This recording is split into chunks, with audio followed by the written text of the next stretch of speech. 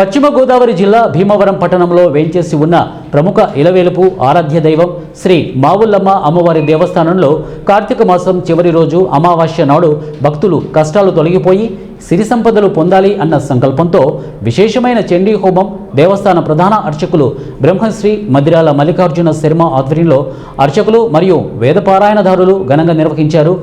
ఈ హోమంలో 100 మంది పైగా పాల్గొన్నారని, పరోక్ష పద్ధతిలో కూడా మరికొంతమంది పాల్గొన్నారు అని ఆలయ సహాయ కమిషనర్ బుద్ధ మహాలక్ష్మి అలాగే నగేష్ తెలియజేశారు।